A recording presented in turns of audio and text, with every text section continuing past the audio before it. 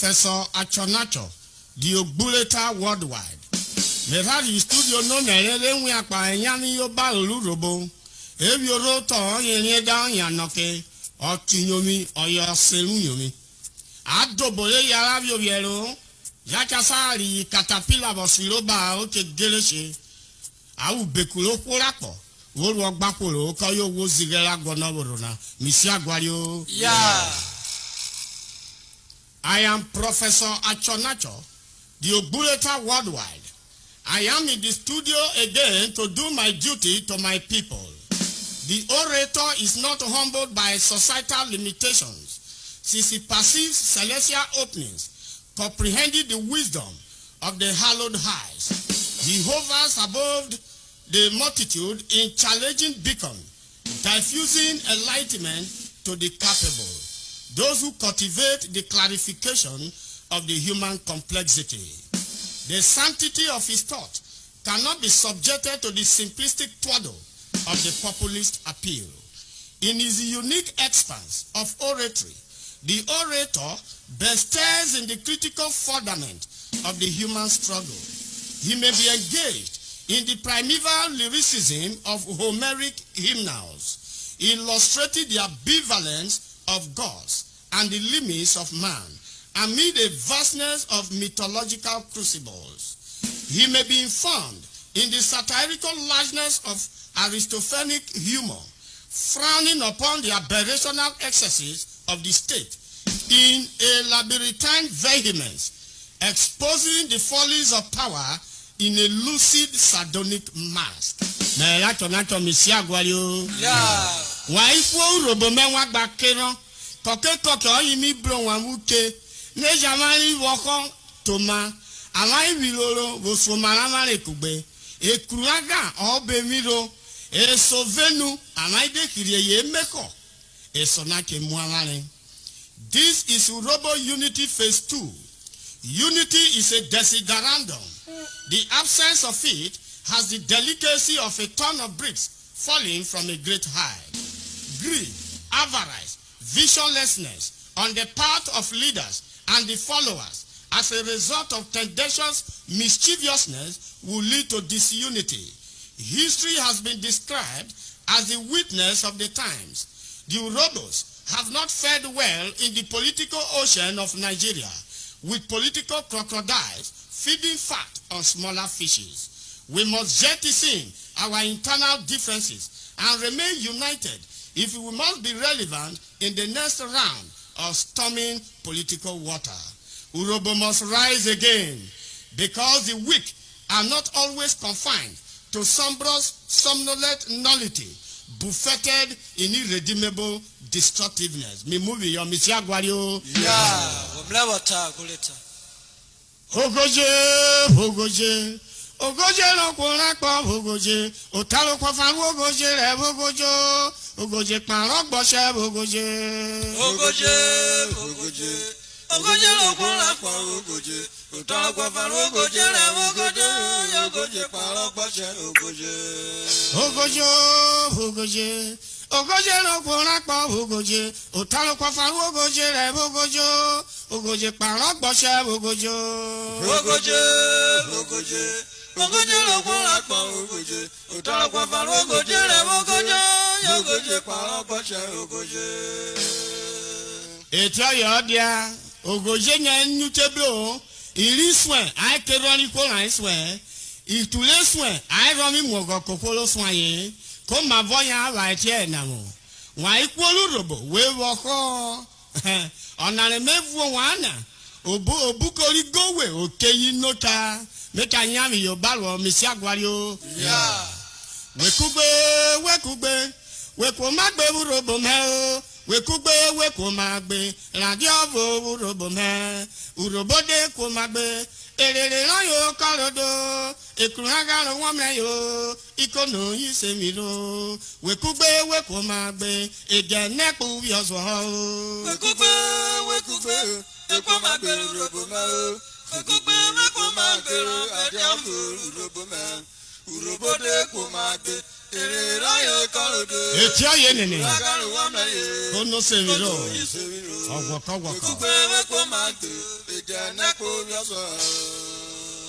Ave wo molimi. Ekese wo ruora lo kole kubiyole. Ekugbe. Wekomagbe Urhobo me. Ekugbe wekomagbe. Adiovo Urhobo me. Urhobo de komagbe. Erere layo korodo. Ekunagalo wamlayo. Ikono isemiro. Ekugbe wekomagbe. Eganako bioso. Ekugbe. Wekomagbe Urhobo me. Ukoko di aviese.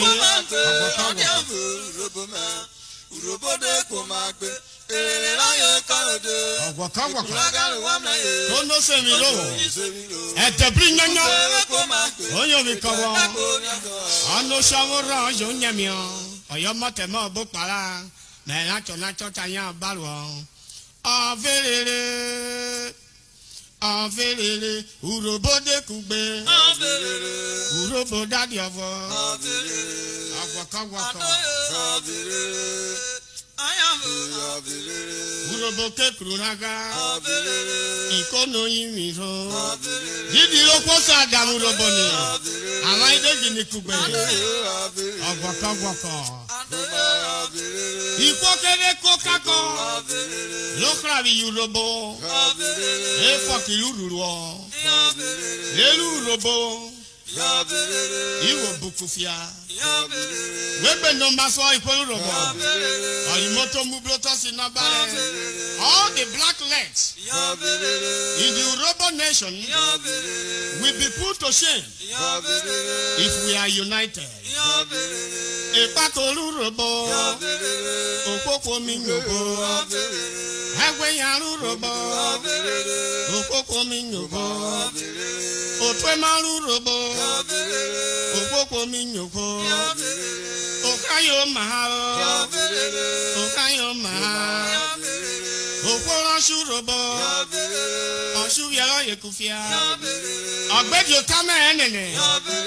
Wori emuno nenu. Onweli powo do chana. Kokoro ikorobo. Wafukori Ekugbe. Mevuleve lobo. Jobo bi osere. Oye munacha diawoma. Eboru Urhobo me. Emoru Urhobo me. Webe wakotoma. Otalo goje. Obiko beta. Otalo kwa faruole. Wa ikoli Urhobo. Webiko. Wa kedo ni polu weswe. Wa ikolo jiswe. Webiko. Wa mekedo lo so. Emi ara me wa gogo. Ai dan yo wi agare. Ai dede mu ogo kokoro so. Oye me ara me wa buwe. Oyo yibo si tamitari. Waka jalajo. Le ga riru epo poro.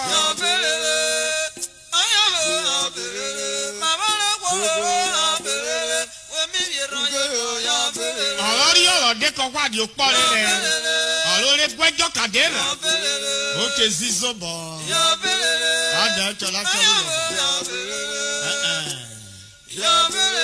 Jikemukemu wóruẹ̀. Wọ́n ká kó sàrọ̀ yọ. The God is right. And don't forget the karmic regularity of the retributive God. Ukeblo itewa. Achonacho Urhobo. Mega Evuli Studio. Ajuru megegere. Meli Yuvenana. Goyomi. Captain Tivere Ogini. Alaya Surek. Teta Yeyo. Mrs. Flazi Ogini. Maijo Bikobiro. Robo Chancelanye. Gobevu Logara. Achonacho Elario. Le Parfumbo Ogini. Alaya Sateruo. Bitalif. Ọ̀díàpẹ̀ búkú John Egbiri. Wàá ikú kẹ́kẹ́ kẹ́yẹ. Wàá ìjẹ́ kóbírú. Oga Youth Front Lagos. Waje Kobirwo. Golden Ladies Lagos. Waje Kobirwo. Honorable Vincent Udwa. Ajolo One. Nepal Warejo. Honorable Udele. Obi Oguro. Waje Kobirwo. Urhobo Wegbe no Maswo. Nigo Krinona. Only Omori Akore. Chief Mrs. Comfort. Only Emo Edewo. Idigo. Ode Sipoma. Ewo Show Etekweno. Omoye. Olorogu Alex. Edewo and wife. On the Mekpa Urobejo. In Nigeria Ijobio. Waje Kobirwo. Ekugbe Kobiri yo. Abele. Etio yo dia. Ekese Bukpewi yo. Mera Achonacho mera vile. Eyere ne mo ya diye. Ekparoko eri egbedewo tonukuke viero rara. Uke bloka mi wabo Urhobo wa ono maso. Meka nyami yo balo Ekugbe sansan. Urhobo wo woko. Mike gbovora je wa Urhobo. Misi Agwario. Yeah. Meri Yuven and our Mr. and Mrs. Peter Ogaga Ukako. Ovayero and Mrs. Maureen Ukako. I don't want to do Jebere. Let me have a liquid wine at 2006. Uru Pogane. Achonacho Pong. Mama Akonya. Chief Doctor and Chief Mrs. Joseph Ojebe. USA. Why is Kobirwo? Misi Agwario. Yeah. On a Ekugbe Wururu. Oshari ovo lesene amre mu avarie oda mre mu nuro rewoko ubiru ro mi grote opo akera ware edeke tiyedi okode biedi okoko duri ko nigberi ne na tiyedi o miragwa ogane brume koyin biedi okoko re duri ko lo nigberi ne na tiyedi amre mu avarie lare Obo kwemu ọ̀rẹ́ kàkàkà ọ̀jẹ̀ra àti ọ̀pẹ̀nù nẹ̀ ọ̀jìsú ikú nà. Wọ̀nyẹ́ ní ẹ̀dẹ́ tó bó kọ̀rẹ́ kìnyẹ̀ dìre ọ̀rọ̀ dìna kó kèrò màmọ́rẹ́ mú orí kórì kìnyẹ̀ dìna. Eya lọ́gẹ̀nẹ́ brúmẹ̀ kiri mẹ́múri ọkọ. Wọ́dà mi bèrè ràmì lágbàna. Wọ́dà rẹ̀ mẹ́rẹ̀ ní mẹ́nu. Kasaka na melome ra o evule wero dena ari otinye di tokero ogane brumeni biko wan iko menwa gba ya dere la rari ememutan adari emunu akere iwo loke kan ememuke mu yo to obolewo rie osetere wo rurewero deno orire munari gbolode amre mu avari uholo ekogbo eri glotopo ko si ko lo ve gbe kiye di lase oni ni ovome we biko emuna na re mu otona ejo ma ovorio ere wa afia kwere rayo le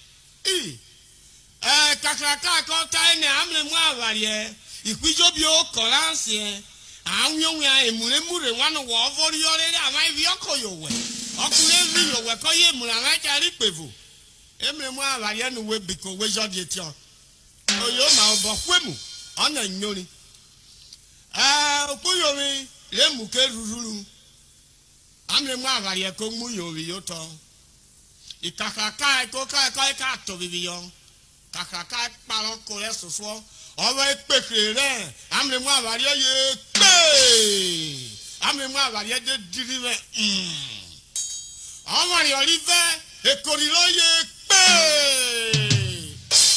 amre mu avarie ni baba ikakaka ko ri viole rabi biyo elo amre mu avarie ko ba ganagana kakaka ko ruora inu ko bi ma okoko obokwe mu ko yoreke obokwe mu ko sere amre mu avarie migi ni viako yowe amre mu avarie ni biko ruobo woke ru ori kakaka ru na kidi oba mame we rurere mi mmerwe mu mere oyoma obokwe mu jo wada kwati yoko ko na agwe obokwe mu pa oko owe kukuke biere pekere amre mu avarie ye dize amre mu avarie ko sheti o toko yuwu Ekwami kole unwe botole. Akebre. Ame mwa varia ke mupo. Kobo yedele mokche la serane. Elwi muwoke. Ituli kwako viviyo. Ka edise gru oganebru menye biko. Edilo ise gru le. Ikwori kwako viyame mwa varia. Kero mariri yemu. Laifo kero kwako viyame mwa varia na. Airie muvevunu kaire kinyedi kaino kopo. Enana kena wo uruwemu lururu. Lo yibo seni greed and avarice. Greed and avarice are twin brothers. Whoever harbors them stand to be destroyed by them. Emulikwejo bichare okwavo ovo no erio. Ekpi patire okworamu oboro ururu. Oyo avori salade. Oyo avori nama. Oyo avori irwe inama. Oyo avori ogwebri. Engmiri beke raika. Oje wada. Unu sole ke wiruo. Unu sole ye kario jalo boworuwe na. Akpona na lo eyerite na. I gọọmenti rọkena na Nigeria. Ururu ko egwo akpona. Iri evulufu. Anaghị ọvụgwọ efe. Ikwe ike koleswe. Anaghị gwari oja. Jona na reruwe na. Ikwoleswe na afọ ka idi okwolo nwe ekwe enyoruri. Aire watamu. Ebiko egbesi omakoko. Rera ugbunu ovotota. Ese wonyerapo. Asa wonyabalo. Great nations are not detained by the perverted fixation of a monolith. They move ahead by the eternal redeem of plural shepherding. Meya balo misia gwario. Wekugbe. Wekomagbe Urhobo meo. Wekomagbe. Radiovo Urhobo meo. Urhobo de komagbe. Erere ayo korodo. Ekuragaro wamnayo. Ikono yisemiro. Wekomagbe. Egeneku yoswo. Ekugbe. Ekomagbe Urhobo meo. Wekomagbe. Radiovo Urhobo meo. Urhobo de komagbe. Erere ayo korodo. Ekuragaro wamnayo. Ikono yisemiro.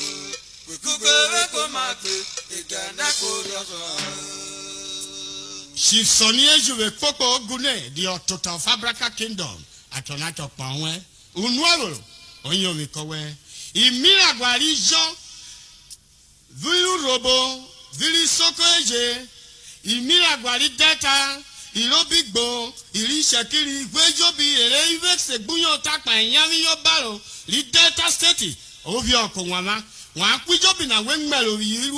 must say the truth at every given time. Truth is sacred, and like waterproof, if buried, it will remain unrotten. Olorogu Ike Clark, Achonacho Pawe, Wekobiwo. Olorogu Patrick Boloko, the Otota of Agbo Kingdom, Achonacho Pawe. Chief J.E. Ukweku, Olorogu Aba, Wekobiwo. General David Ejo, Urhobo, Achonacho Pawe Ejo. Omirago Betuo. Aye jobi evulonwiana me pa wala mi si agwario wekugbe wekomagbe Urhobo me o wekomagbe adiovo Urhobo me Urhobo de komagbe erere ayo korodo ekuragaro wamne yo ikono yisemiro wekomagbe egeneku yozo wekugbe etiaye wekomagbe Urhobo me. There is no substitute to unity.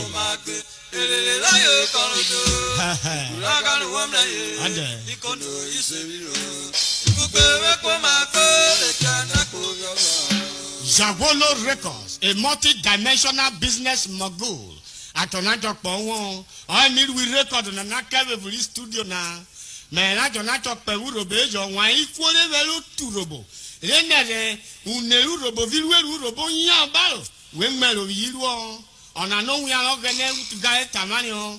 We must do our duty to our people regardless of the odds. Wekugbe wekomagbe Urhobo me wekomagbe radiovo Urhobo me Urhobo de komagbe erere ayo korodo ekuragaro wamnayo ikono yisemiro wekomagbe egeneku yogo Ekugbe wekomagbe Urhobo me Ekugbe ko ma gbera bebi afu Urhobo ma. Urhobo de ko ma gbe. Erere layo korodo. Ekuragaru wamleye. Ikono isebiro. Ekugbe ko ma gbe le jana kobiafa. Madam Imajemite, the Chief Executive Bravo Catering Services, based in Abraka, Organic Palo, Wepen Onyovo, Achonacho Lonyovo, Studio Long, Onyomi Kowon, O Mudia Wakapejobion, O Clinona, Order to Pung when we go no West, Nopa, it will not pass our Mamasa, the real lion. And the you when our Babraka police station, Achonacho Jela, Misha Guario, yeah. Ekugbe, Wekomagbe Urhobo meo, Ekugbe Wekomagbe, Adiovo Urhobo meo, Urhobo de Komagbe, Erere layo korodo, Ekuragaru wamnaye, Ikono isemiro, Ekugbe Wekomagbe, Egeneku yaswo. Ekugbe, Ekomagbe Urhobo meo, Ekugbe Wekomagbe rabedi afu Urhobo meo.